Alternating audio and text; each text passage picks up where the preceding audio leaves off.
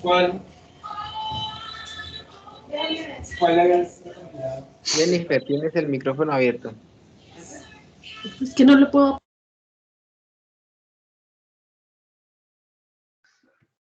Listo. Chicos, ¿pueden ver la pantalla?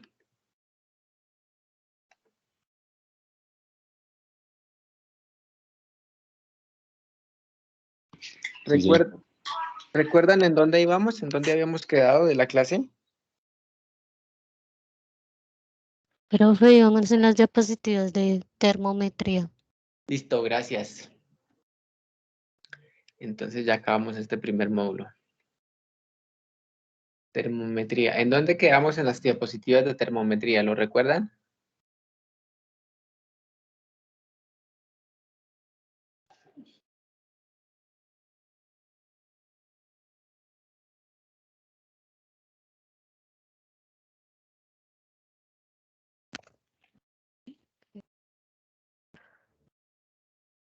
¿En dónde quedamos, chicos? ¿Alguien En se acuerda? temperatura rectal o central.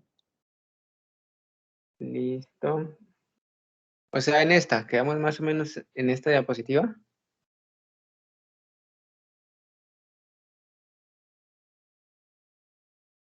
Arriba, una diapositiva arriba. Listo, gracias. Ajá, bueno, profe. Gracias, Mayerly.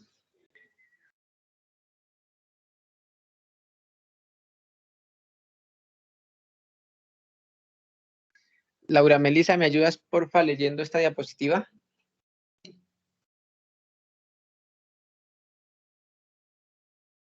Sí, profe. Concepto clínico de la termometría. La valoración de la temperatura corporal proporciona datos que serán interpretados con fines diagnósticos y pronósticos. Por ello debe ser valorada en todos los animales al realizar un examen clínico. La temperatura interna, sistémica o temperatura central se evalúa en las zonas corporales donde la red vascular sea importante y no haya facilidad de entrada de aire ambiental. Clínicamente, la temperatura central es sinónimo de temperatura rectal. La temperatura externa o superficial en general suele ser 2 a 3 grados centígrados menor que la temperatura interna, siempre que no exista un proceso local en la zona donde se toma la temperatura externa. Varía mucho en función de la temperatura ambiental. Gracias, Laura. Entonces, abordamos el término de temperatura rectal. Y la temperatura rectal está básicamente, o temperatura central, está básicamente compuesta por 3 variaciones de temperatura dentro del individuo. Vamos a mencionar, la primera viene siendo la temperatura de la sangre.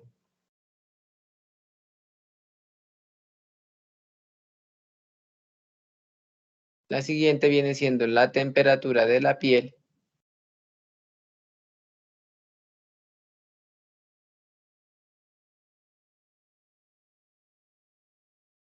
Y la otra es la temperatura de los órganos internos o de las vísceras. ¿Listo? La interacción entre estos 3 cambios térmicos dan origen a la temperatura rectal o temperatura central en nuestros pacientes. Ahora, Andrea.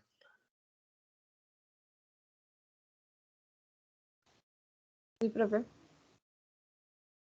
En esta pandemia en la que aún estamos viviendo, cuando ibas o salías o entrabas a algún centro comercial o almacén, ¿te tomaban la temperatura?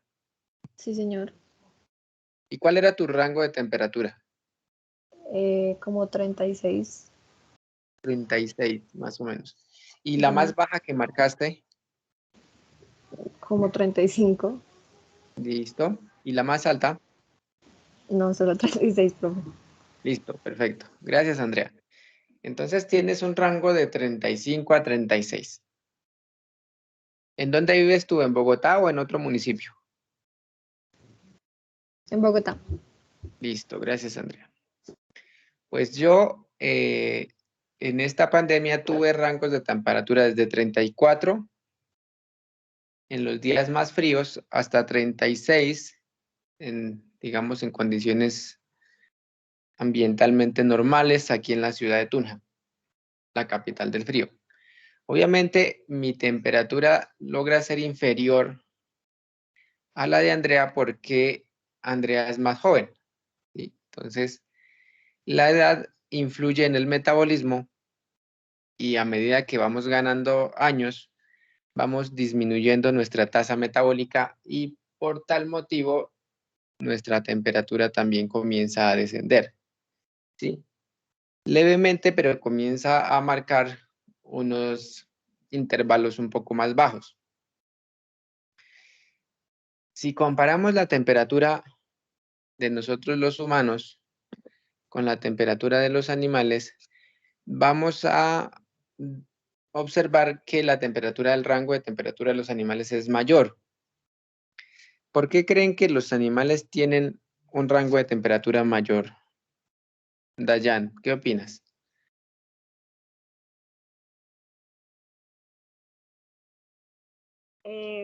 Profe, no sé si de pronto sea pues para tenerlos como termorregulados, porque pues digamos, pues siento yo, no sé, bueno, no,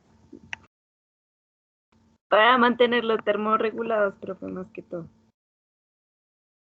Listo. Gracias, Dayan. La temperatura de la piel normalmente tiende a ser de 2 a 3 grados por debajo de la temperatura central.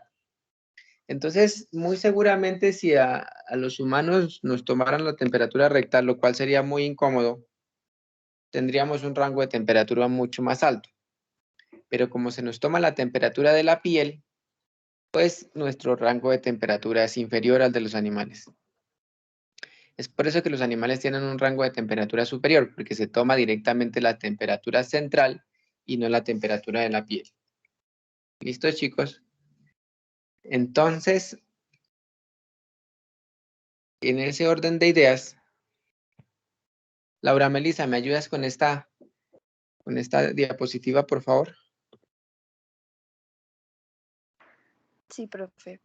Termometría clínica. Se debe tomar en una zona de menor ingreso de aire, como el recto, vagina o la vagina. La temperatura vaginal es de 0, 1 o menos 1 grado centígrado, menor que la temperatura rectal. Termómetro de mercurio.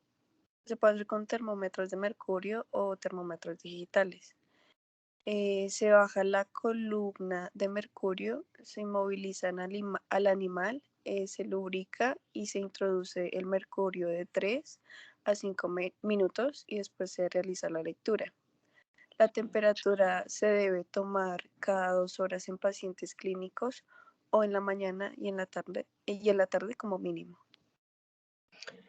Gracias, Laura. Entonces, la temperatura la vamos a tomar en los pacientes que así lo requieren, ¿no? Cuando haya alguna manifestación o alteración de la salud o manifestación de enfermedad. Mencionamos que la temperatura rectal es la temperatura central, pero cuando hay algún tipo de alteración a nivel de la ampolla rectal o del esfínter anal externo, se pierde esa hermeticidad de ese esfínter y puede ingresar aire, lo cual modifica la temperatura rectal. En esas ocasiones puedo tomar la temperatura en la vagina si es una hembra o en el prepucio si es un macho, y debo tener en cuenta que si la tomo en un lugar como la vagina o como el prepucio, podría tener una variación de más o menos 1 grado centígrado por debajo de la temperatura normal, ¿sí? Entonces, es un dato importante a tener en cuenta. ¿Cuándo podría yo tomar o cuándo no podría mejor tomar la temperatura rectal? Cuando hay un prolapso rectal, cuando hay presencia de una diarrea bastante marcada o cuando hay algún tipo de neoplasia o alteración de esa mucosa rectal. Ahora les pregunto, ¿cuál consideran que puede ser la diferencia entre un termómetro digital y un termómetro de mercurio?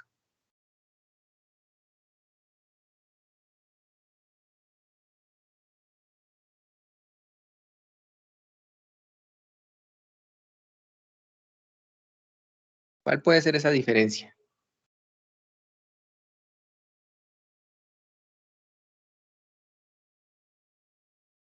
¿No? Bueno, la diferencia La básicamente... diferencia, ay, qué pena, profe. Sí, no, dime, Mayer. La Mayer. diferencia es que el termómetro de mercurio pues no tiene, por así decirlo, como un temporizador que le dice a uno como ya tomó la temperatura, porque uno la debe tomar pues en un minuto con un temporizador. Y pues el digital sí trae, uno lo prende y se lo coloca dentro del recto al animal y ese sí trae su temporizador internamente y le pita a uno cuando ya tomó la temperatura que tiene el paciente. Gracias, Mayerly. Bueno, esa es una diferencia importante. Para tomar la temperatura en el termómetro de mercurio debemos esperar de 3 a 5 minutos, tiempo en el cual la punta del termómetro de mercurio debe estar haciendo contacto con la mucosa rectal. ¿Sí?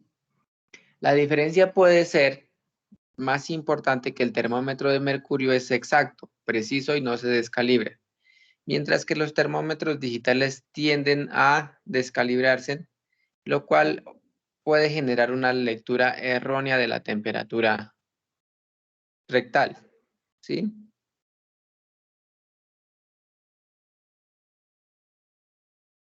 Entonces, ¿cuáles pueden ser esas posibles variaciones de la temperatura, variaciones fisiológicas de la temperatura corporal?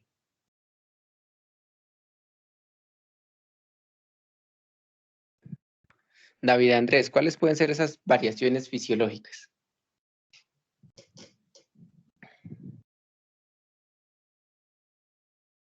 Bueno, las variaciones fisiológicas para la temperatura, pues primero creería que podrían ser todo lo que son enfermedades o afectaciones que pueden hacer que la temperatura del animal varíe, o de pronto infecciones para que varíen algunos órganos internos.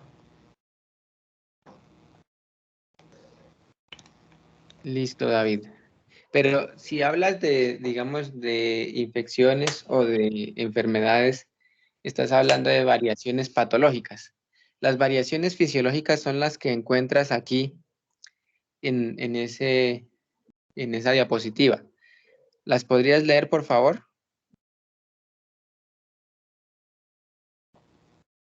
Ok, listo, profe. Entonces, las variaciones fisiológicas está entre raza, sexo, edad, temperamento, celo, gestación, posparto y parto, variación a lo largo del día, ritmo cardíaco y condiciones ambientales. No son las variaciones a lo largo del día y el ritmo cardíaco, además del celo, la gestación, el posparto y el parto. Listo. ¿Sí? Gracias, David. Entonces les pregunto ahora a ustedes, ¿la raza modifica las constantes fisiológicas? ¿Será que sí o será que no? Sí, profe. ¿Quién tiene el metabolismo más acelerado? ¿Un pincher o un pastor alemán? El pincher, ¿no? El pincher, exactamente. Las razas de talla pequeña tienden a tener el metabolismo más acelerado que las razas de talla grande. Es un aspecto importante. En la edad sí que se ven marcados estos aspectos porque los animales de mayor edad o los individuos de mayor edad tienen un metabolismo más retardado en comparación con los individuos más jóvenes de la misma especie. Listo, chicos. Ahora, el temperamento, ¿será que modifica la temperatura y será que modifica las constantes fisiológicas?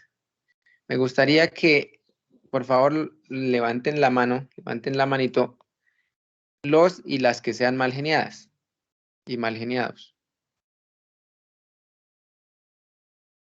Listo.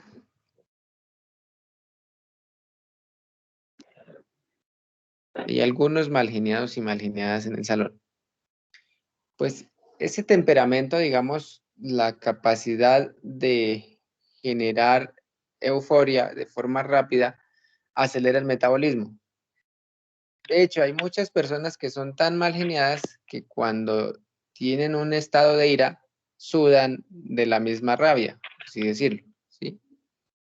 Y obviamente esto está afectando muchos parámetros vitales como son la frecuencia cardíaca, la frecuencia respiratoria y la temperatura corporal, ¿sí?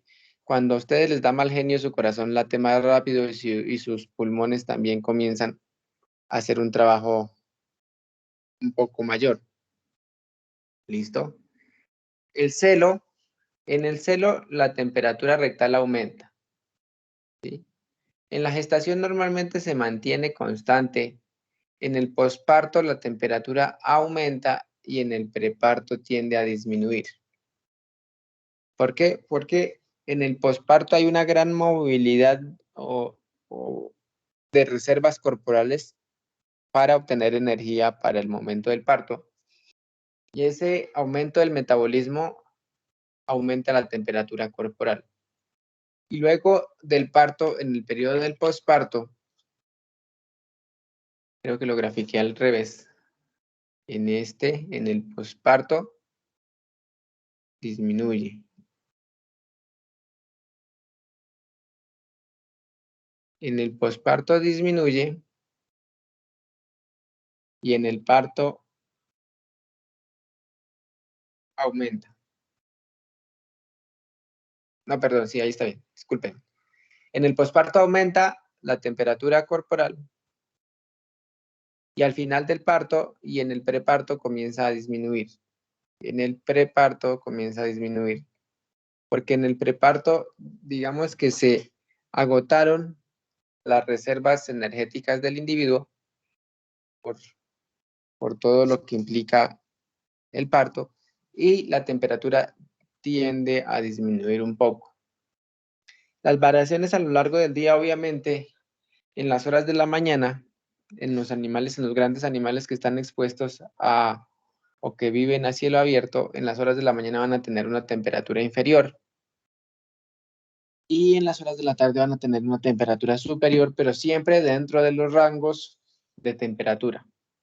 Y las condiciones medioambientales obviamente también repercuten en la temperatura porque días demasiado fríos generan una disminución en la temperatura corporal. Ahora sí vamos a ver las variaciones patológicas de la temperatura corporal. ¿Podrías, Airem, ayudarme con la lectura de esta diapositiva? Sí, profe. Gracias, Airem. Hipotermia. Aumento de la temperatura corporal por encima de lo normal. Hipertermia, perdón. Hipotermia es el descenso de la temperatura corporal por debajo de la normal de cada especie, generado por colapso vascular o digestivo. Insolación. Temperatura ambiental elevada. Temperatura ambiental excesivamente baja. Enfermedades o procesos que afectan el metabolismo, hipertiroidismo. En menor actividad metabólica en ciertas enfermedades endocrinas, ejemplo, hipotiroidismo o Addison. Lesiones propias del centro termorregulador hipotálamo. Insuficiencia circulatoria periférica o shock. Algunos tumores, ciertos fármacos, ingestión de venenos o endógenas, insuficiencia renal crónica, uremia. Y debilidad, mala nutrición, animales caquéxicos, estados terminales o comatosos. Gracias, Aire. Bueno, todos los datos relacionados aquí presentes en la derecha están relacionados con hipotermia. Y todos los datos de la izquierda están relacionados con hipertermia. La hipertermia dijimos que era un aumento y la hipotermia que era una disminución de la temperatura corporal. Hay una manifestación clínica que se conoce comúnmente como la cruz de la muerte, y esta cruz de la muerte se relaciona con la presencia de hipotermia en un paciente, sumado a un pulso débil y a una frecuencia alta, ¿sí? Entonces, si tenemos temperatura baja, frecuencia cardíaca elevada y pulso débil, hablamos de un signo que se llama cruz de la muerte. Es un signo patognomónico. ¿Qué será patognomónico?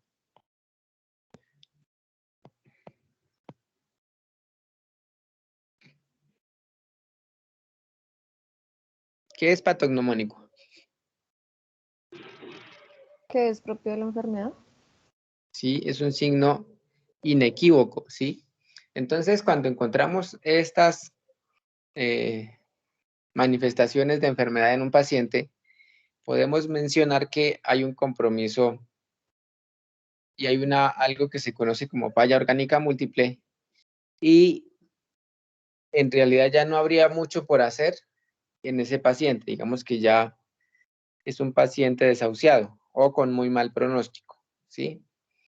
Entonces es un indicativo de predicción de muerte inminente. Básicamente así es.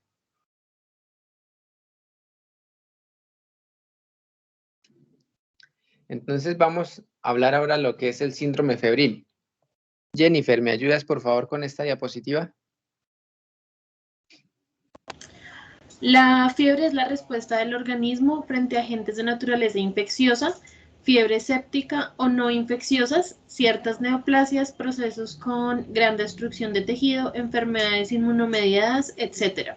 Y se les denomina fiebre no séptica. El aumento de la temperatura se debe a la estimulación del centro térmico por sustancias piretógenas liberadas por bacterias, virus, leucocitos, albúminas disociadas, etc. La fiebre puede considerarse como un mecanismo protector del organismo, pero sus inconvenientes, como son el trastorno funcional que ello le acarrea como mayor consumo de reservas energéticas, debilitamiento, disminución del apetito, mayor destrucción de glóbulos rojos. Gracias, Jennifer. Entonces, como nos podemos dar cuenta, la fiebre es un mecanismo de defensa que tiene el organismo para comenzar a controlar agentes patógenos, ¿sí? La fiebre siempre se da en respuesta de un agente infeccioso. A diferencia de la hipertermia, que también es un aumento de temperatura por encima de la normal, la hipertermia tiene algunos orígenes que pueden ser medioambientales u orgánicos, en el caso de fallas del centro termorregulador. Sí, mientras que la fiebre siempre tiene una respuesta relacionada con agentes patógenos. Entonces, en muchos de esos casos en donde hay presencia de agentes patógenos, el centro termorregulador aumenta la temperatura con el fin de intentar eliminarlos. Obviamente, pues no siempre se da una respuesta satisfactoria.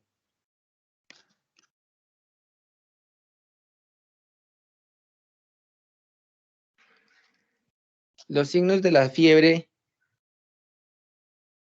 Camila, ¿me podrías ayudar con esta, por favor? Con toda la diapositiva, ¿sí, profe? Sí, por favor, Camila. Los signos de la fiebre pueden ser trastornos circulatorios, pulso arterial. La frecuencia del pulso es directamente proporcional a la temperatura. 1 grado centígrado es como equivalente a de 10 a 15 pulsaciones por minuto. Se denomina fiebre dinámica cuando el pulso es fuerte. Fiebre adinámica cuando el pulso es débil desde el punto y consecutivo al agotamiento cardíaco, y fiebre distóxica cuando disminuyen las pulsaciones junto con el aumento de temperatura. Vasos sanguíneos. Sí, ¿Hasta ahí? continúa, dale. Dale, continúa. Vasos sanguíneos. Cuando la temperatura central aumenta rápidamente, se presenta una vasoconstricción periférica y se manifiesta con estado de escalofríos. Hay presencia de temblores febriles y piloerección. En este momento, la temperatura corporal sube porque el calor producido supera el eliminado. Gracias, Camila. Bueno, les voy a pedir un minutico mientras tomo agua y ya regreso.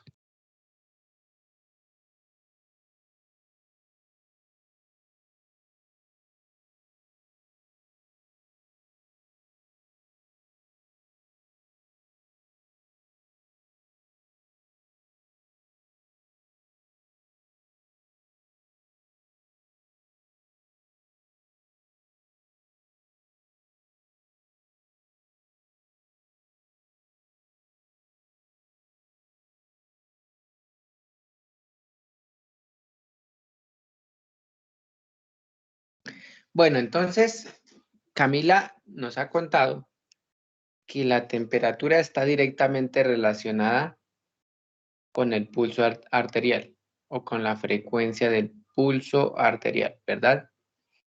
Podemos decir que el pulso arterial es concordante con la frecuencia cardíaca. ¿Sí o no? ¿Qué opinan, chicos? ¿Sí es concordante el pulso arterial y la frecuencia cardíaca o no?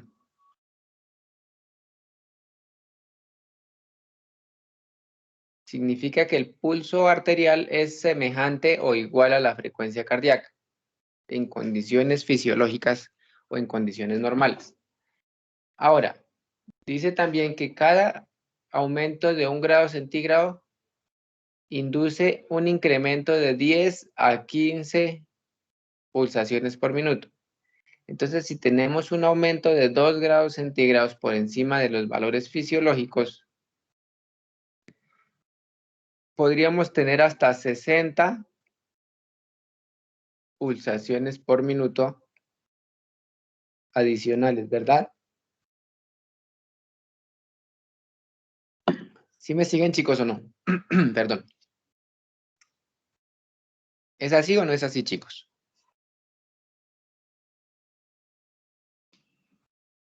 ¿Me escuchan?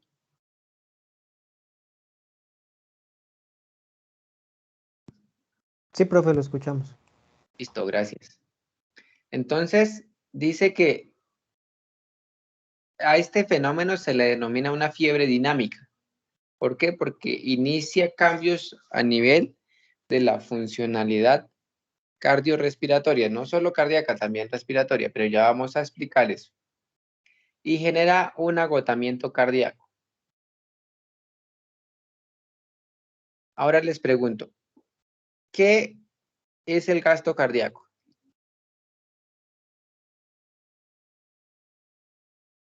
¿Qué es el gasto cardíaco?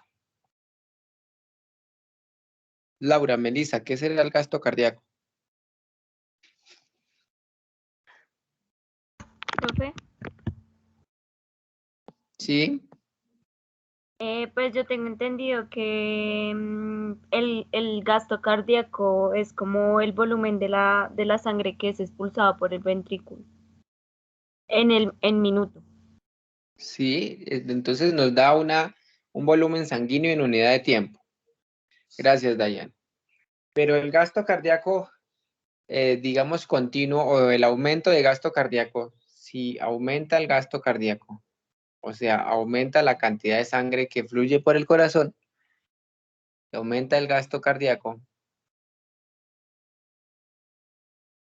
vamos a terminar en un agotamiento cardíaco. ¿Por qué? Porque digamos, se genera una mayor dinámica cardíaca que demanda mayor energía. Quiero decir con esto, o voy a poner un ejemplo. ¿Cuántos de ustedes reciben una mesada de sus padres o de alguna persona adicional? ¿Pueden levantar la manito? Listo. Recibes una mesada. Al inicio del mes tienes bastante dinero, ¿verdad? Y a medida de que vas gastando el dinero, de que vas sacando el dinero de tus bolsillos, pues se va agotando ese dinero. Y llega un momento en el que ya no tienes dinero o tienes poco dinero, ¿sí? Tienes poco dinero. Puede ser al final del mes ya tienes poco dinero. Entonces, dicho de ese modo, podemos decir que los procesos febriles, cuando son agudos, generan gran gasto cardíaco, cuando son agudos.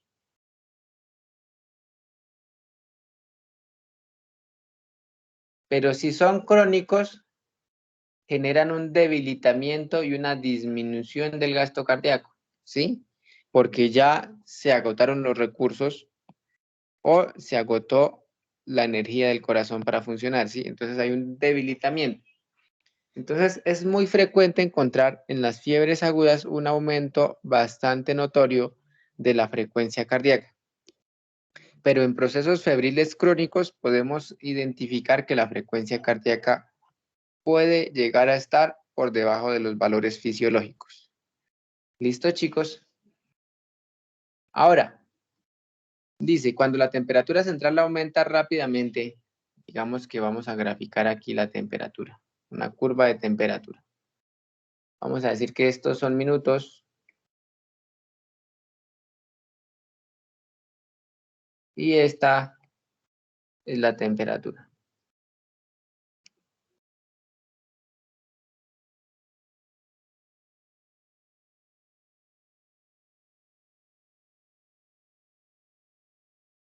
Y si la temperatura comienza a aumentar drásticamente,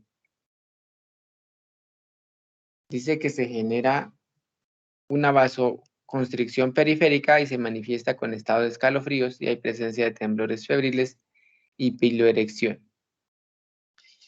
Ahora les pregunto yo a Laura Juliana. Laura Juliana, Sí, profe. ¿tú recuerdas la clase anterior, los mecanismos termorreguladores que estaban comandados por el centro termorregulador del hipotálamo? ¿Los recuerdas? Vasodilatación, intensificación de la ventilación pulmonar. No sé si sean esos. Sí, son esos. Vamos a hacer un paralelo. Son estos, ¿verdad, Laura? Sí. Entonces, podemos observar, miren qué curioso, quiero que observen este detalle. Cuando la temperatura de la sangre es baja, se activa el centro del calor, y se llama así porque este centro produce calor. Se llama centro del calor porque su función es producir o hacer que se incremente la temperatura, ¿sí? Si la sangre tiene una temperatura inferior o más fría, y los receptores de la piel captan frío ambiental, se activa el centro del calor y ¿qué produce? Estimulación de la actividad muscular, o sea, mioclonia o temblores. Estimulación de las glándulas endocrinas, aumento del metabolismo. Vasoconstricción periférica y erección de pelos. Y si estamos viendo lo del cuadro febril, ¿no está pasando lo mismo cuando la temperatura aumenta de forma brusca? ¿Sí o no, chicos?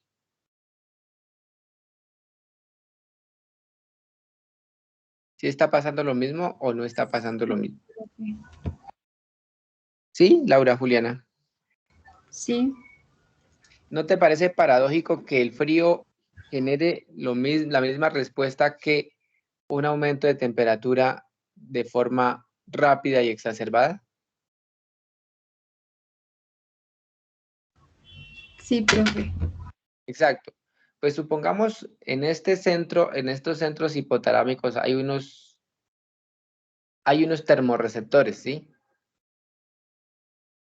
Son termorreceptores. ¿sí?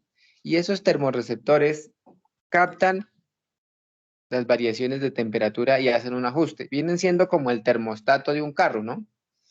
Como el termostato de un vehículo. Si se produce aumento exagerado de la temperatura, como en el caso de un cuadro febril, digamos que este termostato ese termostato falla, ¿sí? O esos termorreceptores se bloquean. Esos termorreceptores se bloquean y se produce una respuesta adversa, ¿sí? O sea, en vez de que con la temperatura se genere la respuesta de aquí, que sería un mecanismo para mitigar la temperatura, en el caso de la fiebre, se genera la respuesta adversa. Y al generarse esa respuesta adversa, el organismo se ve imposibilitado de poder termorregular, ¿sí? O sea, los centros del hipotálamo, centros termorreguladores fallan, ¿sí? Y esa falla impide disminuir la temperatura corporal, lo cual hace que la temperatura siga aumentando. Entonces, cuando ustedes vean un paciente que tiene piloerección, que tiene escalofrío, y toman la temperatura rectal y se dan cuenta que tiene fiebre, en ese momento es de vital importancia hacer un manejo inmediato de la fiebre, ¿sí?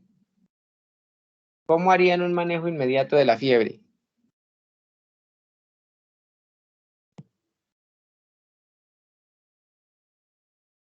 Mariana, ¿cómo harías un manejo inmediato de la fiebre?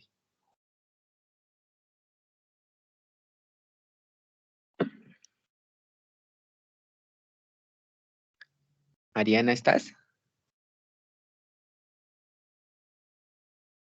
Sí, profe. Mariana, cuando te voy a preguntar algo, ¿tú has tenido cuadros febriles? Pues de pequeña, sí. Sí, últimamente no. ¿Y en No, alguno de señor. esos tuviste sensación de escalofrío? Sí, Listo. Cuando sentiste esa sensación de escalofrío fue porque tu centro termorregulador inició a fallar. Se bloquearon esas neuronas, ¿sí? Esos receptores térmicos se bloquearon y tu centro dejó de funcionar. En ese momento, nosotros los humanos acudimos a tomarnos un analgésico que también sea antipirético, ¿sí? O sea, una pasta que nos baje la fiebre, ¿sí o no? sí, señor. Exacto. Entonces, cuando nosotros veamos un paciente que tiene esa sintomatología o que muestra esos signos clínicos, es de vital importancia manejar o hacer un manejo terapéutico del cuadro febril. ¿Por qué? Porque la temperatura va a seguir subiendo, va a seguir subiendo. Y si no hacemos un manejo, pues la fiebre va a comenzar a generar cambios en muchos órganos. ¿Listo? Mateo Alejandro, ¿me ayudas leyendo esta, por favor? Sí, señor. Gracias, Mateo. Trastornos respiratorios. Frecuencia cardíaca aumentada. Polipnea térmica. Trastornos digestivos. ¿Qué es FR, Mateo? ¿Qué Frecuencia significa? cardíaca o frecuencia respiratoria. Frecuencia respiratoria. Frecuencia respiratoria. Listo. Trastornos digestivos. Me imagino que es disminución de secreciones del aparato digestivo y peristaltismo gastrointestinal. Hay tendencia al estreñimiento o constipación. Se presenta también apetito disminuido o abolido. Anorexia. Por el contrario, la sed aumenta. Polidipsia. La rumia disminuye o se anula. Atonía ruminal. Vasos sanguíneos. Cuando la temperatura central aumenta rápidamente, se presenta una vasoconstricción periférica y se manifiesta con estado de escalofríos. Hay presencia de temblores febriles y piloerección. En este momento la temperatura corporal sube porque el calor producido supera el al eliminado. Trastornos metabólicos. Existe un aumento del catabolismo proteico y graso durante la fiebre. Mayor erección de urea, que se acentúa en el momento del descenso de la temperatura. Cuando la dieta no aporta bastantes hidratos de carbono, se produce una tendencia a la acidosis. Gracias, Mateo. Entonces vemos que los signos de la fiebre también pueden ser trastornos respiratorios. Entonces, afecta tanto la frecuencia cardíaca como la frecuencia respiratoria y también afecta el peristaltismo, o sea, la motilidad del tracto gastrointestinal. Entonces, básicamente la fiebre comienza a afectar muchas de las funciones vitales, ¿sí? Como son circulación sanguínea, respiración, digestión, metabolismo, aumenta el catabolismo, ¿sí? O sea, la degradación de sustancias en el organismo. Y todo esto, pues obviamente genera graves efectos en la salud y en la producción de los pacientes, ¿no? Les voy a poner el siguiente ejemplo. En un cuadro febril generado por algunos hemoparásitos, mal llamados hemoparásitos porque en realidad son un tipo de riquecias, estas hemoparásitos, como es el caso de la babesia, la anaplasma y el tripanosoma, producen picos febriles fuertes de fiebres dinámicas, ¿sí? Con modificaciones tanto de la frecuencia cardíaca como de la frecuencia respiratoria y tienen como consecuencia adicional una disminución de la motilidad del tracto gastrointestinal, generando algo que se conoce como atonía ruminal. La atonía ruminal significa que la panza o el rumen se queda quieto, no se mueve. Y esto genera unos trastornos metabólicos gravísimos que pueden llevar a la muerte al paciente, ¿sí? Obviamente en equinos también pasa el mismo cuadro similar, originado por agentes patógenos también similares, pero el equino no tiene rumen, pero también disminuye su motilidad de las vísceras del tracto gastrointestinal. Y este tipo de fiebres generadas por esos patógenos que les menciono son bastante graves y digamos de tratamiento de urgencia. Juan José, ¿me escuchas? ¿Me podrías ayudar con esta diapositiva, por favor?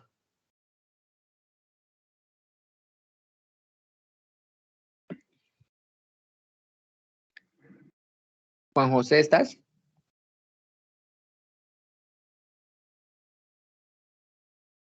Juan José no está. Juliana.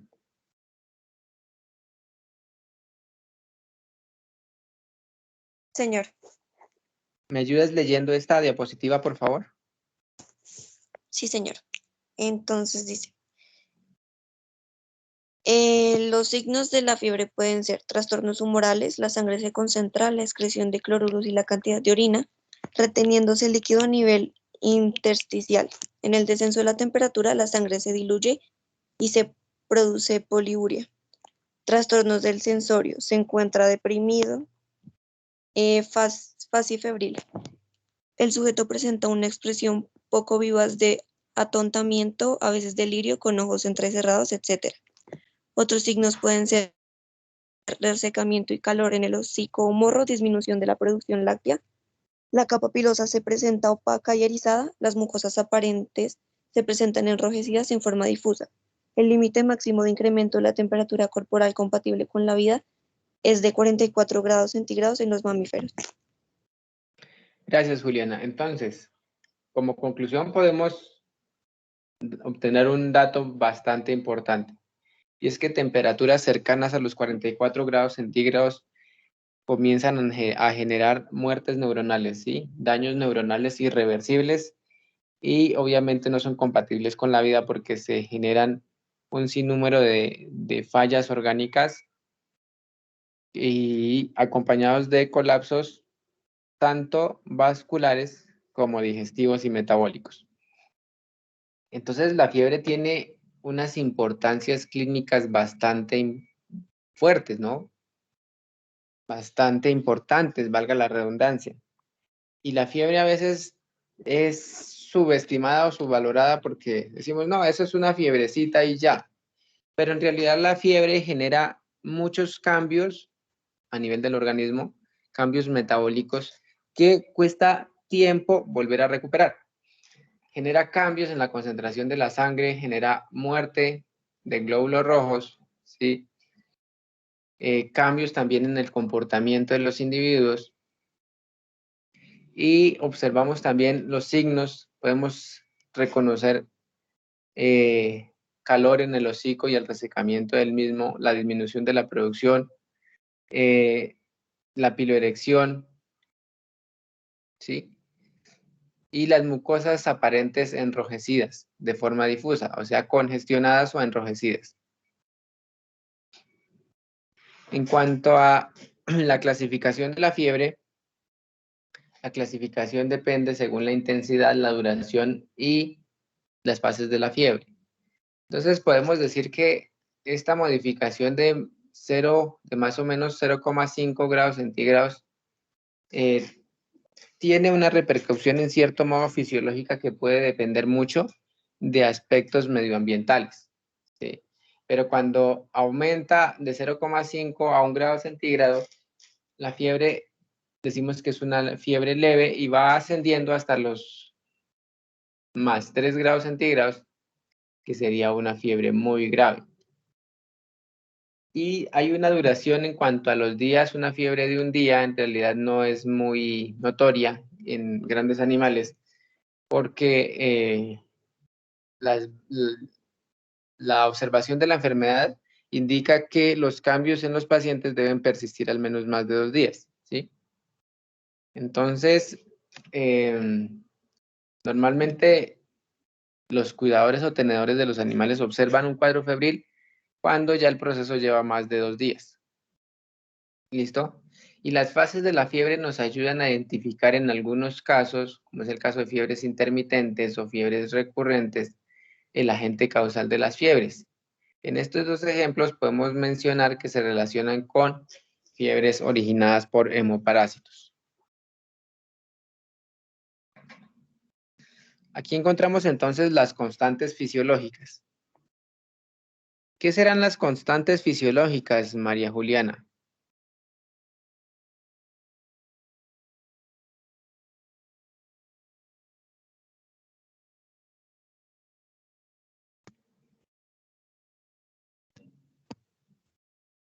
¿Qué serán constantes?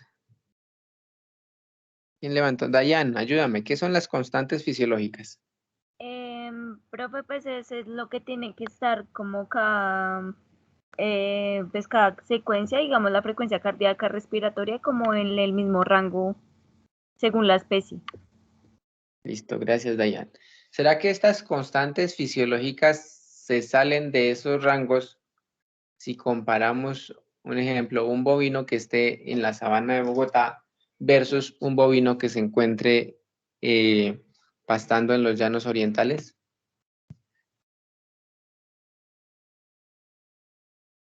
Profe, sí, pero todo menos el tiempo de llenado capilar, ¿no?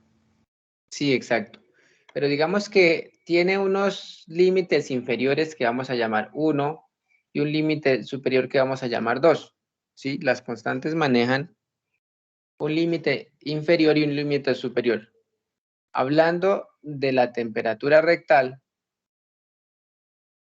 observamos también un límite inferior y un límite superior. Ahora quiero que comparemos animales de la misma especie pero de diferente edad. ¿Cuál es la relación en esas constantes fisiológicas? ¿Cuál es la relación si comparamos un ejemplo, la temperatura rectal de un bovino adulto versus la temperatura rectal de un ternero joven? ¿Qué opinas, Mayerly? Profe, yo opino que como el ternero es joven, pues obviamente va a tener un, un metabolismo energético más aumentado. Al cabo en el bovino, pues el bovino se va a termorregular de una manera más baja, pero pues no pasándose del rango que tú nos estás mostrando. Gracias, Mayeli. Entonces observamos que el bovino adulto tiene un rango de temperatura rectal de 37,5 a 39,5. Ese es el rango. Si está en la sabana de Bogotá o está en los llanos orientales o en el Magdalena Medio, ese va a ser el rango de 37,5 a 39,5. ¿Sí? Y observamos el ternero que tiene un rango de 39 a 45, 40,5, lo cual indica que tiene un rango mucho más alto o la temperatura corporal en el ternero es mayor. Y esto hace referencia, como dijo Mayerly, a su tasa metabólica, a que la tasa metabólica en los individuos jóvenes es mayor, ¿sí? Ahora, si comparamos otra constante fisiológica, como es el caso de la frecuencia cardíaca, observamos la frecuencia cardíaca en el bovino que está de 40 a 80, y si observamos en el ternero está de 100 a 140, ¿sí? Hay una gran o marcada diferencia en esas constantes fisiológicas dependiendo de la edad de los individuos. ¿Ok? Al igual pasa en el equino, y comparamos la frecuencia cardíaca del equino adulto de 28 a 44 versus la del potro de 80 a 100, vemos la gran diferencia de las constantes fisiológicas, ¿sí? Y obviamente el tiempo de llenado capilar no se modifica. ¿Por qué el tiempo de llenado capilar no se modifica? Porque ese es el nivel de hidratación del animal, profe. Sí, muy bien. Muy bien, Dayan, porque hace referencia al grado de hidratación del animal. ¿Preguntas, chicos? Hasta lo que vamos en termometría.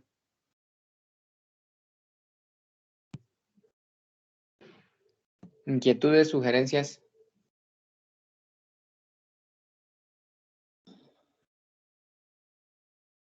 Profe, Dime. ¿tú podrías volver a repetir la parte donde, digamos, cuando estaba en celo, aumentaba, disminuía y esa parte? Es que Listo. me la copié. Claro que sí. Gracias. Es básicamente esta. Entonces decimos que la raza modifica la temperatura, porque las razas de talla pequeña tienen tasas metabólicas más altas y tienen temperaturas más altas en comparación con razas de talla grande. El sexo también modifica la temperatura en cierto modo. Las hembras podrían tener una tasa metabólica superior en ciertos cambios hormonales como es el celo, ¿sí? En el celo la temperatura rectal aumenta. En la gestación se mantiene más estable. En el posparto aumenta y en el parto, inmediatamente al final del parto, comienza a disminuir la temperatura rectal, y esto es debido a la gran demanda energética que ocurre en el momento del posparto y del parto, ¿sí? Más o menos son cambios fisiológicos normales de la temperatura rectal, pero obviamente estos cambios no se escapan de las variantes fisiológicas, ¿sí? No se escapan demasiado. Lo que se tolera es 0,5, perdón, 0,5 grados centígrados por encima o por debajo de este valor fisiológico. Un ejemplo, una vaca en fase de preparto podría estar en 40 de temperatura de forma fisiológica, ¿sí? Y en el posparto inmediato podría estar en 37, ¿de acuerdo? Porque se acepta un margen de modificación de 0,5, teniendo en cuenta pues los diferentes escenarios, ¿no?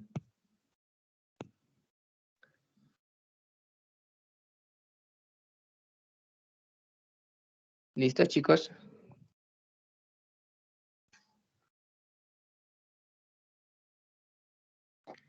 Bueno, vamos a iniciar con algo que es la exploración de las mucosas aparentes. ¿Les parece bien si hacemos una pausa cortica de unos 10 minutos y volvemos? Sí, dale, profe. ¿Listo? Gracias.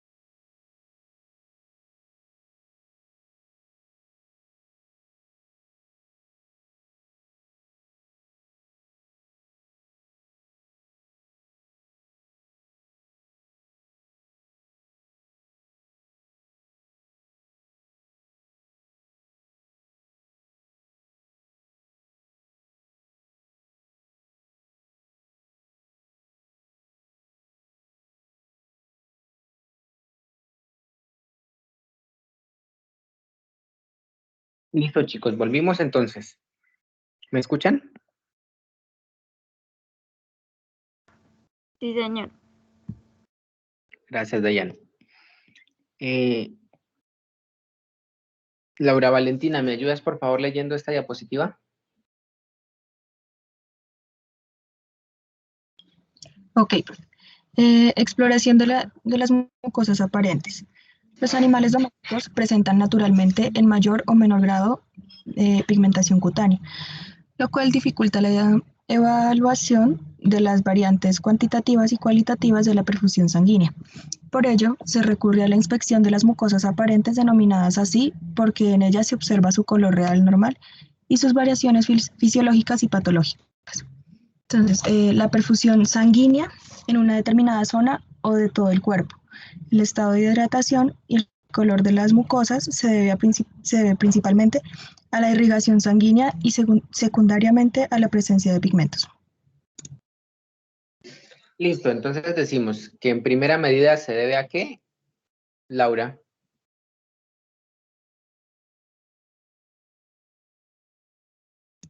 A la irrigación sanguínea. Y en segunda medida, a la presencia de pigmentos. Listo, gracias, Laura. Y como tercera modificación estaría el estado o el grado de hidratación.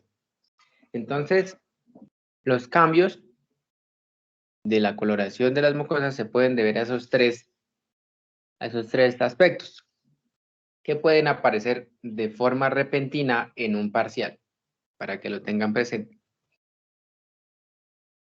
¿Listo, chicos? Duan, ¿podrías por favor leer esta diapositiva? Dame un momento, profe.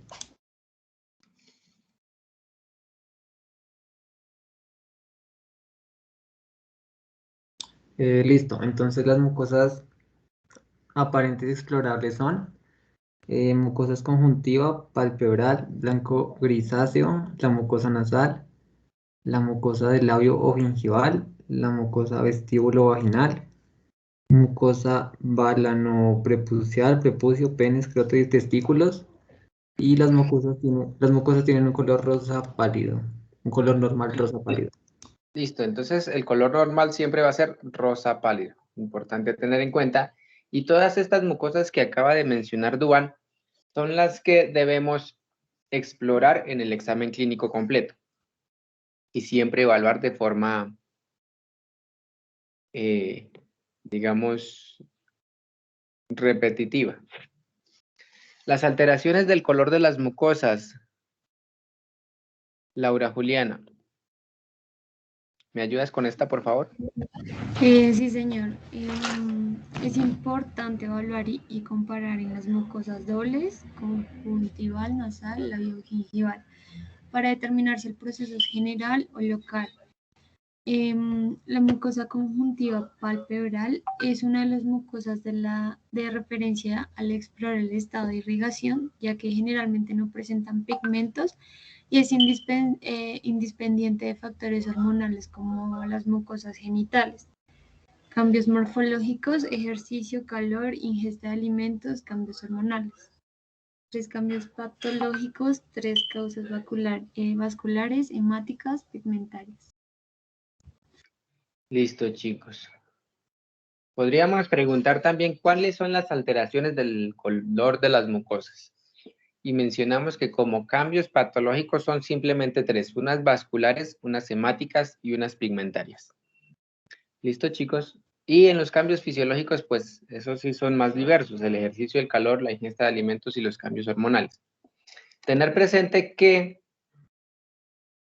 un proceso puede ser local, digamos, puede haber un cambio de la coloración de las mucosas de forma local. Un ejemplo, esto sería el celo. En el celo hay un enrojecimiento de la mucosa vaginal, ¿sí? En una conjuntivitis también hay un enrojecimiento o una congestión de la mucosa palpebral y de la esclera, siendo solo un proceso local.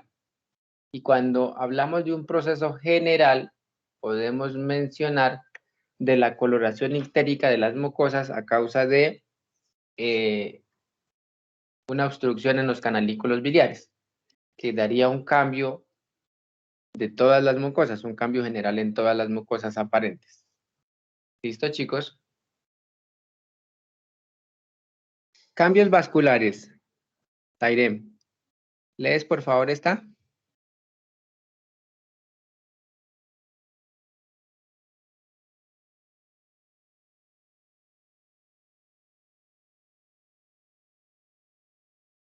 Tairem, ¿estás? Y si no, Luisa María. Listo, Tairem, dale. Bueno, cambios vasculares. Puede ser motivada por un aumento o disminución de la irrigación o por la extravasación sanguínea, púrpuras. Enrojecimiento difuso, uniforme, se debe a causas locales, conjuntivitis, uni o bilateral, o a causas generales como estados febriles, procesos inflamatorios congestivos de origen respiratorio o digestivo. Ramificado. Se caracteriza por resaltar los vasos sanguíneos. Las causas pueden ser mayor flujo de sangre a zonas o compresión de una vena, insuficiencia cardíaca. Palidez. Tiene como causas primarias la isquemia o un estado anémico. Isquemias locales es poco frecuente y se debe a la supresión o disminución del riego sanguíneo por compresión de una arteria tributaria o tumor. Isquemias generales, vasoconstricción medicamentosa, adrenalina, hemorragias agudas graves o colapso circulatorio. Gracias, Airem. Entonces, en los cambios vasculares solo vamos a tener dos posibles cambios. Uno que es un enrojecimiento o congestión y el otro que es la palidez. ¿Listo? La extravasación viene siendo la salida de la sangre de los vasos sanguíneos y se puede ver influenciada por dos mecanismos principales. La primera, que es una pérdida de la arquitectura vascular, ¿sí? Una permeabilidad del vaso sanguíneo. Y la segunda, que puede hacer cambios en la composición celular de la sangre. ¿Listo, chicos? Y estos cambios pueden influenciar algunos de estos alteraciones de color. Pueden ser enrojecimiento o palidez. Ahora, los cambios hemáticos. Luisa María. Cambios hemáticos obedecen una alteración cualitativa o cuantitativa de los componentes sanguíneos. Anémicas, pálidas, disminución del volumen sanguíneo, anemia, hipovolémicas de la hemoglobina, hipocrómicas de glóbulos rojos, anemia, aplásicas, causas hemorrágicas y o procesos hemolíticos. Cianóticas azul, disminución del oxígeno circulante de origen circulatorio o respiratorio, insuficiencia cardíaca localizada, astenosis vascular, hipoventilación pulmonar, respiración superficial por ruptura de una costilla, infección pulmonar, ducto arterioso persistente, comunicación interventricular, cianosis del recién nacido, intoxicaciones con nitritos frecuente en el ganado. También está ictéricas amarillo, dependerá de la concentración de la bilirrubina en sangre, pigmento biliar. Este pigmento tiene afinidad por el tejido conjuntivo laxo de las mucosas y órganos ricos en fibras elásticas. La coloración ictérica aparece cuando se superan los 20 miligramos de litros de sangre de pigmento. Color amarillo, ictéricas, color amarillo verdoso. Por transformación de la bilirrubina, el biliverdina al irse oxidando parcialmente en los tejidos, dando un signo de cronicidad.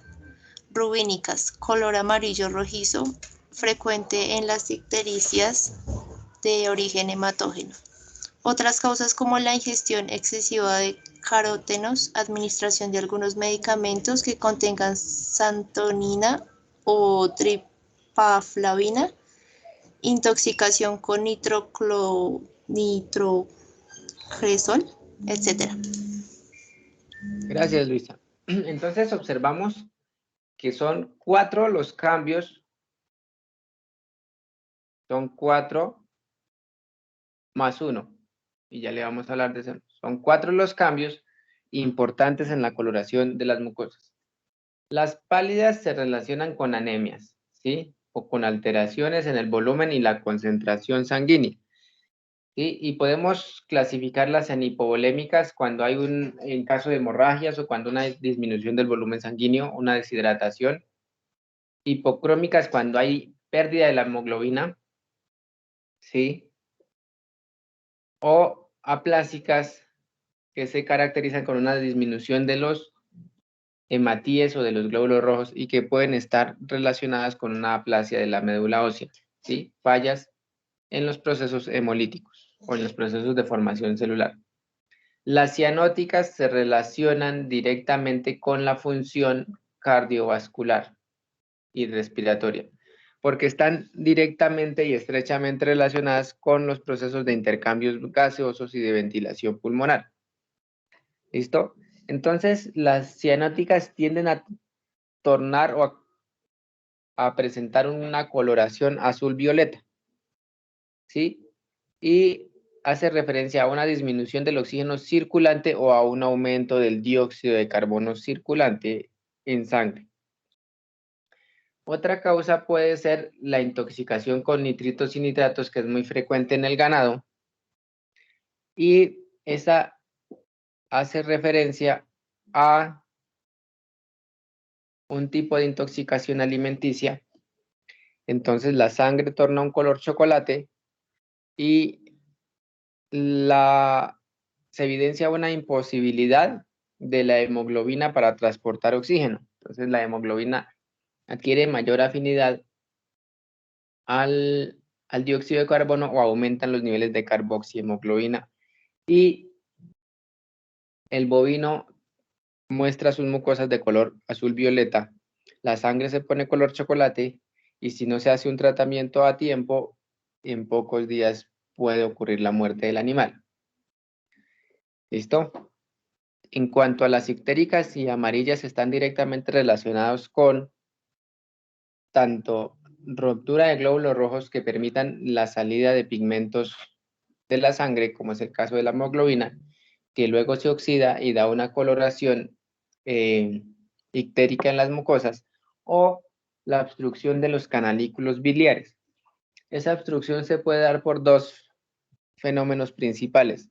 Primera, que es la formación de la formación de cálculos biliares, y en segunda medida puede ser la presencia de parásitos ubicados en los canalículos biliares, como viene siendo el caso de la fasciola hepática en los bovinos, ¿sí?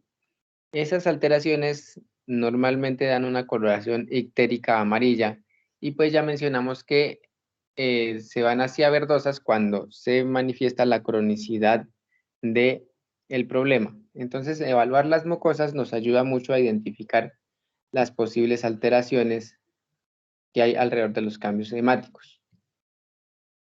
Ahora, vamos a evaluar la coloración de las mucosas. Si este es el número 1, ¿qué coloración será?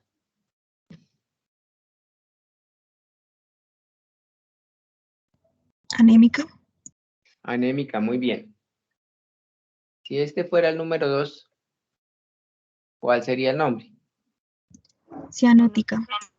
Muy bien, Dayan, sí, muy bien. Este es el número 3. Ictérica.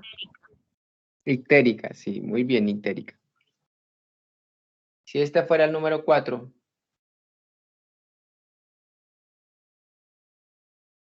¿cuál sería? Anémica. ¿Congestionada? No, obsérvenla bien.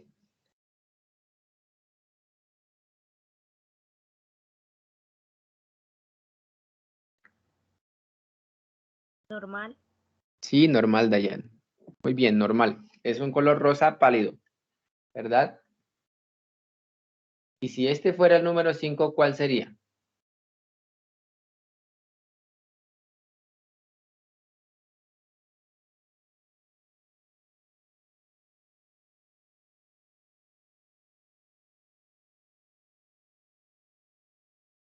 Número 5, ¿cuál es? Lo acabaron de mencionar por ahí.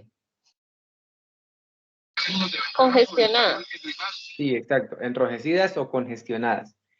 Estas mucosas enrojecidas o congestionadas son muy frecuentes en los cuadros febriles, ¿sí? En las pirexias o cuadros febriles. Y también en procesos locales, ¿sí? Digamos una inflamación, una gingivitis, una inflamación local puede generar esa coloración congestionada. ¿Listo? En el caso de la mucosa vaginal en las hembras, se puede ver cierto grado de congestión de la mucosa cuando hay presencia del celo. También es un dato importante. En procesos locales como una conjuntivitis, como les mencionaba al inicio, se observan esos cambios de coloración. ¿Listo, chicos? Preguntas sobre las mucosas. No, profe.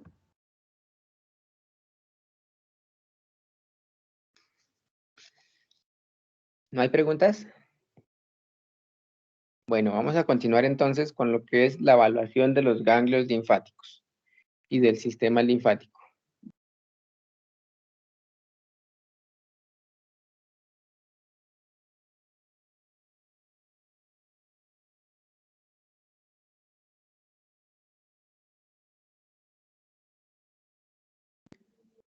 Andrea, ¿me escuchas? Sí, profe. Andrea, ¿me podrías ayudar con Sí, señor. esta diapositiva? Vasos y ganglios linfáticos. El sistema linfático forma parte del sistema inmunológico del organismo. Está compuesto por los órganos linfáticos o linfoides, vaso y timo, tejidos linfáticos como tónsilas, placas de Peyer y médula ósea, vasos linfáticos y linfonódulos o ganglios linfáticos. Listo. Gracias, Andrea. ¿Qué será eso del sistema inmunológico o el sistema inmune? Que yo ya no me acuerdo mucho de ese tema, chicos. ¿Qué será ese término? El sistema de defensa del cuerpo. Es el sistema de defensa del cuerpo, listo. ¿Y qué lo compone?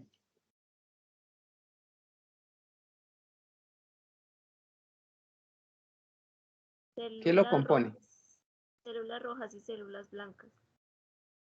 Listo, lo compone, o sea, tiene un componente celular, pero también tiene un componente de órganos o son solo células. Órganos también, profe. Órganos también están involucrados en ese sistema inmune.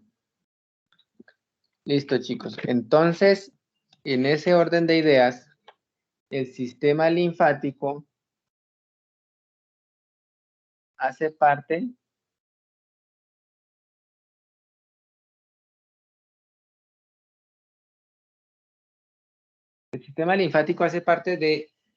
del sistema inmunológico del organismo. Y en el bovino vamos a palpar o a identificar o a evaluar en el examen clínico de forma rutinaria a 3 ganglios linfáticos. Voy a mencionarlos. Con el primero mencionado como linfonódulo cervical superficial, que viene siendo este, también conocido como ganglio linfático preescapular. ¿Listo? Con el número 2, los números míos están como medio chuecos. Con el número 2, linfonódulo subilíaco o ganglio linfático prefemoral. Y con el número 3, el linfonódulo mamario o ganglio linfático mamario. ¿Listo, chicos? Esos 3 ganglios linfáticos los vamos a poder palpar siempre en el examen clínico de forma rutinaria. El parotidio y el mandibular o submandibular se van a palpar solo en presencia de alteraciones de los mismos. Ahora bien, vamos a ver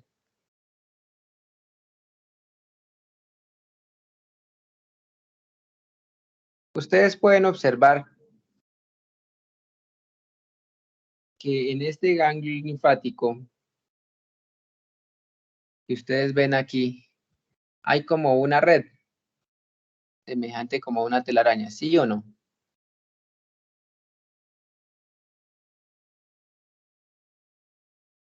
¿Sí o no, chicos? ¿Sí observan esa red? Sí, profe. Que converge en un ganglio linfático. Pues esta red, toda esta red, la vamos a llamar un territorio tributario. Y cada ganglio linfático tiene un territorio tributario. ¿Qué es el territorio tributario? Es la zona de influencia de un ganglio linfático. Digamos, si se llegase a presentar una infección en esta zona, vamos a pintarla de otro color. Si se llegase a presentar una infección o una lesión en esta zona, voy a pintar un círculo ahí de color rojo que me está indicando una lesión en esa zona. Y hay un compromiso bacteriano, digamos, hay una contaminación bacteriana. Hay bacterias. Entonces, podríamos ver que estas bacterias que se producen aquí tienen relación con esa circulación linfática, ¿sí? Entonces, las bacterias migrarían a los conductos linfáticos y llevarían digamos, ese contenido hacia este ganglio linfático, ¿sí? Quiere decir que si hay una alteración del ganglio linfático, es porque muy posiblemente hay alguna alteración en esta zona o en este territorio tributario. ¿Listo, chicos? ¿Queda claro? Me explico mejor.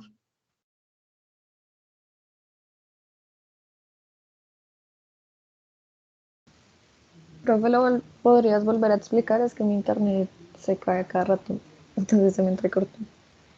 Listo, claro que sí. Entonces, mira, esta región en donde vemos unos vasos que acabo de pintar de color amarillo, ¿sí?, que convergen hacia ese ganglio linfático que tiene un trasfondo verde. Esta región que acabo de pintar recibe el nombre de territorio tributario.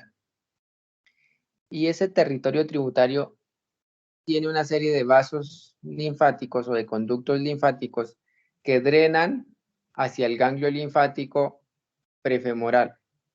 ¿Listo? Y en ese orden de ideas, si llegase a ocurrir algún tipo de alteración, vamos a pintar aquí en rojo un proceso bacteriano, ¿sí?, en esa región, pues las toxinas bacterianas, muchas bacterias y muchos derivados de ese proceso o de esa injuria del tejido llegarán a ese ganglio linfático, ¿sí? Porque recuerden que el sistema linfático cumple la función de defensa. Entonces va y recoge todas las sustancias tóxicas y las lleva al ganglio linfático, ¿sí? Esa es la función del sistema linfático, recoger todas las toxinas y llevarlas al ganglio linfático para que las procese y las elimine. Entonces, una vez ingresan esas bacterias y esas toxinas bacterianas, se produce una lesión o una injuria en ese ganglio linfático. Y puede haber cambios tanto en la temperatura, como en el tamaño, como en la forma, como en la consistencia, la elasticidad. Diferentes cambios del ganglio linfático que ya vamos a evaluar. Entonces, quiero decir con esto que una lesión en cierto territorio tributario va a afectar al ganglio al cual drene ahí la linfa, ¿sí? ¿Sí me hice entender o no?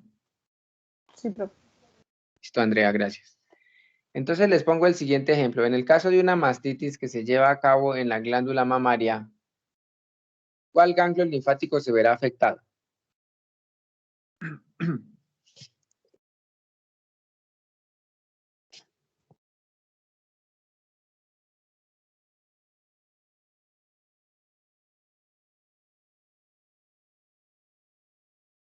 ¿Cuál, chicos?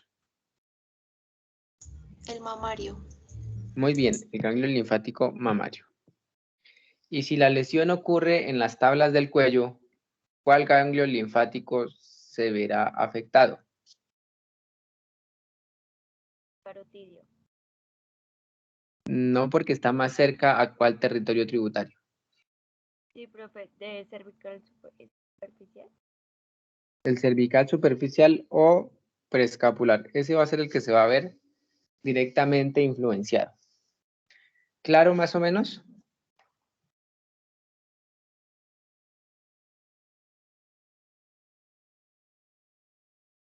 Listo.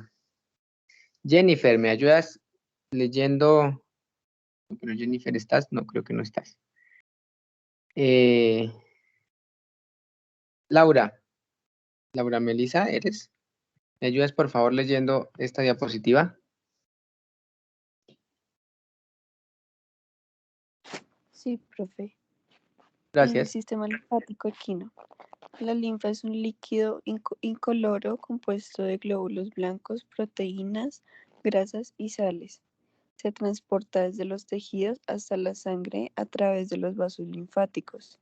En el sistema linfático no existe una bomba que impulse la linfa, se mueve aprovechando las contracciones musculares. Ello es posible porque los vasos linfáticos se sitúan entre el tejido muscular y al realizar el cuerpo movimientos cotidianos o comunes es cuando se activa la circulación linfática, siendo muchísimo más lenta que la sanguínea.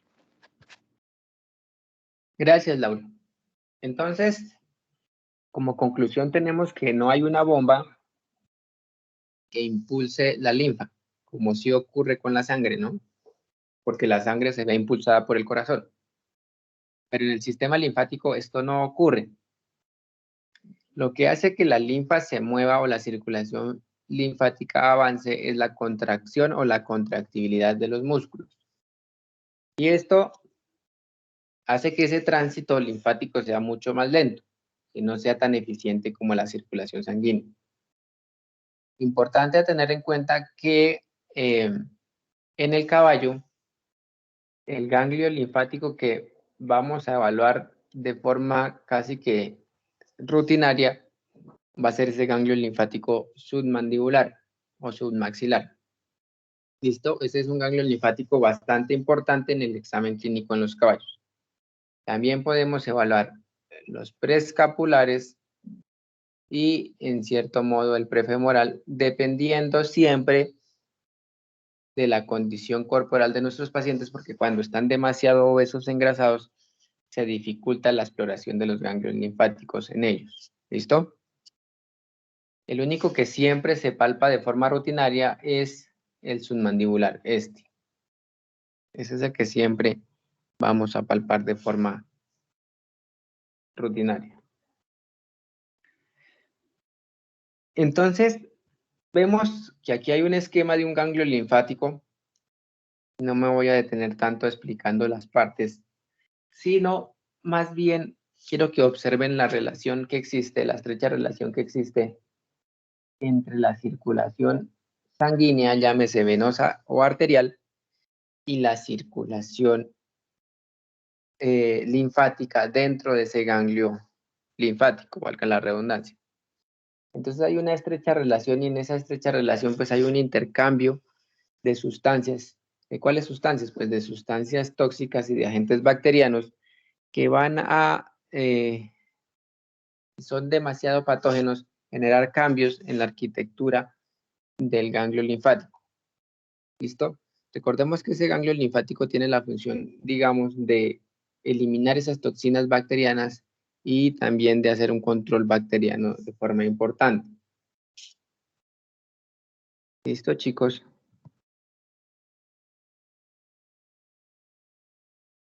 Dayan, ¿me podrías ayudar leyendo la diapositiva, los recuadros pequeñitos? Señor profe. ¿Me podrías ayudar leyendo estos recuadros pequeñitos? Sí, señor. Mira, dice, según la extensión, adenitis generalizada o adenitis localizada, según el curso, adenitis aguda o adenitis crónica, Según la etiología, se manifiestan en los linfonódulos cuyo territorio tributario abarca órganos o tejidos con alteraciones patológicas de origen diverso. También adenitis secundarias o metastásicas. Y por último, adenitis primarias o idiopáticas, que comprenden afecciones propias de los linfonódulos. Gracias, Dayan. Entonces, a la alteración de los ganglios linfáticos la vamos a llamar adenitis. ¿Listo? Así las vamos a llamar, se van a llamar adenitis. Y las adenitis tienen una clasificación que ya vamos a ver. Pueden ser de forma general o local. Local cuando solo ocurre en un territorio tributario. Y generalizadas podemos mencionar en el caso de los bovinos de la, a ver si me acuerdo el nombre de esta patología. Bueno, se me olvida en este mismo instante, pero ya se las menciono. La leucosis enzootica bovina. Se llama leucosis enzootica bovina. En esa leucosis enzootica bovina se produce una adenitis generalizada, quiere decir en todos los ganglios linfáticos del organismo. Según el curso pueden ser agudas o crónicas. Según la etiología, pues hay diversas.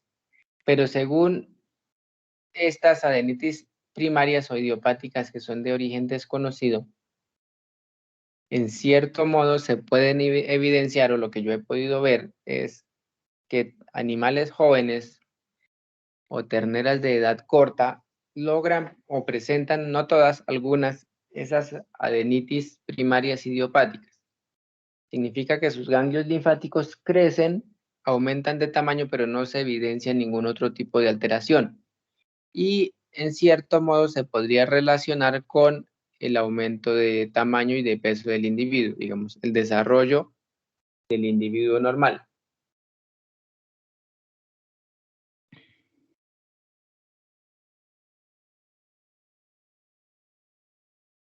Laura Juliana, ¿me podrías ayudar por favor con esta?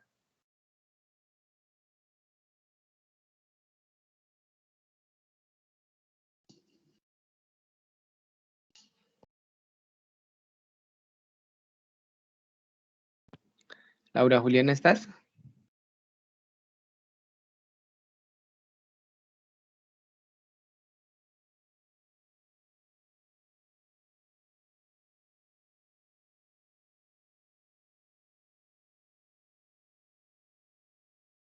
¿O Dubán? ¿Dubán está presente? Sí, profe. Profe, Juliana sí está, pero es que creo que tiene el micrófono dañado. Listo, no hay lío. Entonces, Dubán nos ayuda, por favor, leyendo esta presentación. Entonces, tamaño y forma. Dice que normal, cada infundíbulo tiene un tamaño y una forma determinada. En caso de duda, se compara con un homónimo opuesto o con otro animal de la misma especie y tamaño semejante. Adenitis aguda es el aumento de tamaño de algunos lóbulos de todo el linfonódulo más frecuente. Puede ser de dimensiones muy variadas, pero la forma no suele modificarse. Adenitis crónica, hay aumento del tamaño por hiperplasia del parénquima y del mesénquima. Además hay modificaciones en la forma. Adenopatía tumoral, modificaciones en la forma y el tamaño son variables. Gracias, Dubán. Entonces, observamos las clasificaciones. Lo primero que vamos a evaluar es tamaño y forma. Decimos que en la adenitis aguda solo hay cambios en el tamaño, pero no en la forma. Pero en la adenitis crónica sí hay cambios de tamaño y de forma, al igual que en la adenopatía tumoral. ¿Listo? Ahora, Luisa María, ¿me ayudas porfa con esta?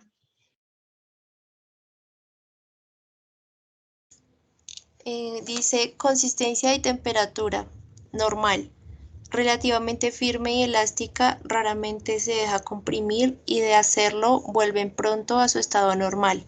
comparable con la temperatura orgánica cutánea de otra región corporal, indoloro y móvil. Adenitis aguda, consistencia es entre semiblanda y elástica, a blanda y en algunas ocasiones fluctuante. Generalmente hay aumento de la temperatura en casos de inflamaciones intensas, presencia de dolor móvil, adenitis crónicas.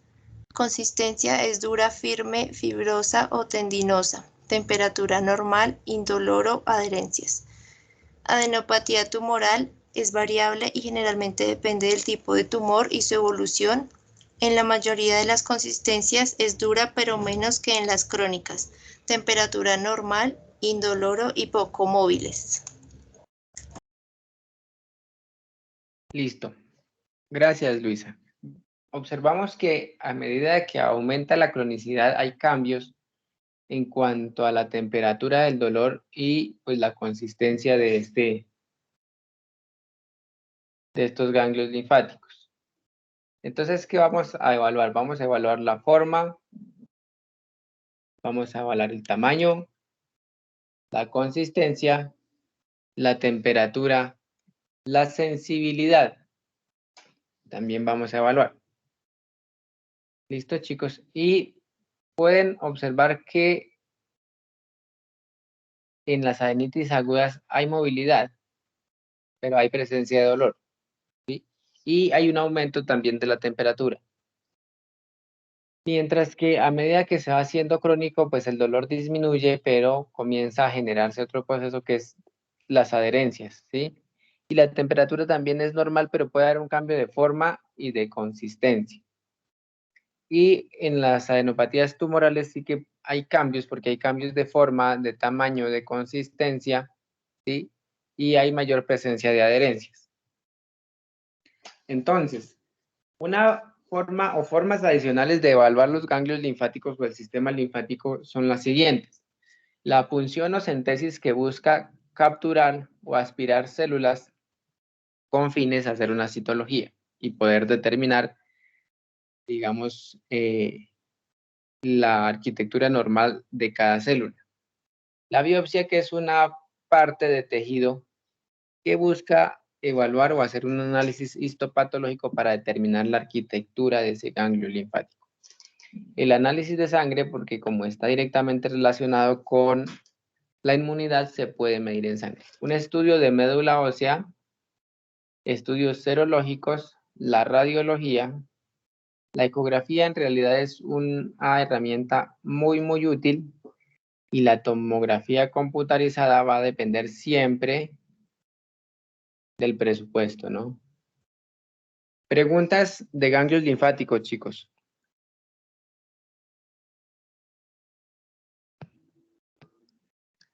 Preguntas, dudas, inquietudes.